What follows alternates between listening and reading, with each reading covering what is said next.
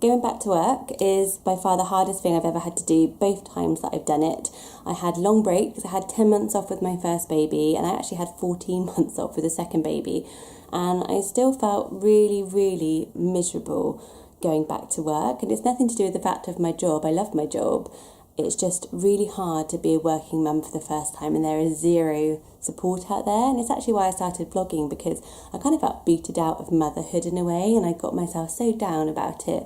The first 3 months, I just wanted to quit. I was like, hands up, I cannot do this. I'm going to fail at everything. And then I sort of carried on. At 6 months, I was still like, okay, it's getting slowly better. But it took a full year. I've been back 2 years now. It took a full year to kind of feel like, okay, I've got this, I can do it. And no one gets it apart from other working mums.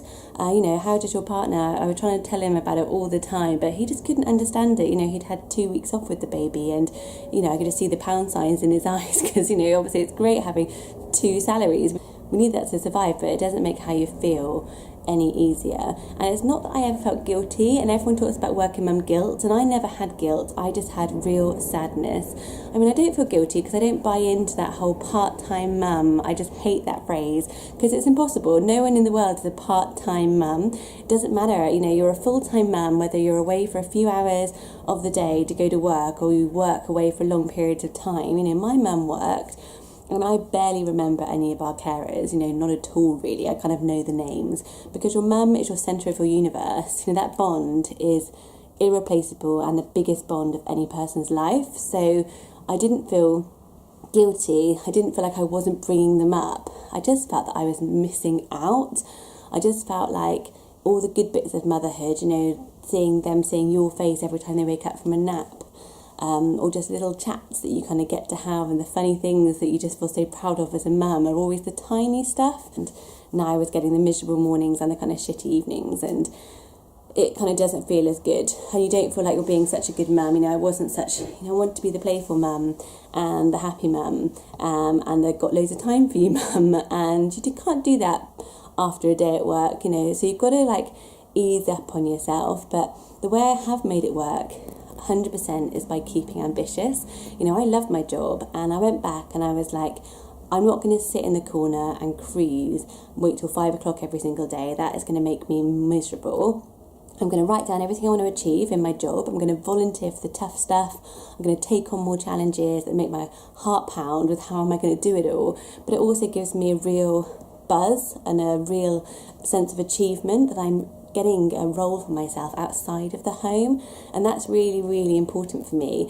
I love the fact that I'm a mum, but I also have my own thing that I'm good at, and that I do and that I love and I can talk about. It is really nice, and I kind of feel like whenever I've thought what is scarier, sacrificing these sort of early days of my kids, or being the mum who used to have all this other stuff about them.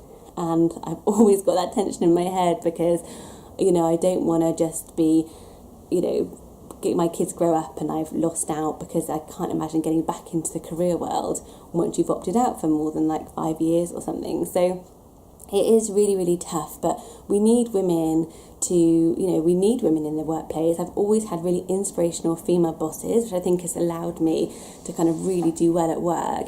I love the fact that if no one else is doing it at work, doesn't mean you can't do it. If no one else is working school hours, just ask for it and you can be the first one. And if there's no women in management or no mums in that senior positions, do it first and then drag up all the other women behind you, because we need women like that and mums like that to change the conversation and to make things work for us. And businesses are really getting wise to that now. They know that businesses with women at the top are more successful, and you will be a really valuable asset to your company and make being a mum your strength, make it your thing. I talk about being a mum all the time, obviously on YouTube. So I'm going to do a little series of working mum films, because I have found that what people think hold me back, which is being a mum, is what I'm using to really push me forward.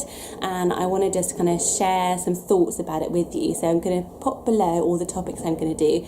Things from how to negotiate flexible working to just how to manage in the mornings and get things done.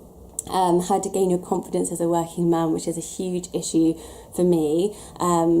So yeah, let me know. I'm really interested to know any topics you would like to talk about. If you're going back to work or you're umming and ahhing about it, do join in, because I'd love to have a little community here of working mums who all get it, because let's face it, no one else does.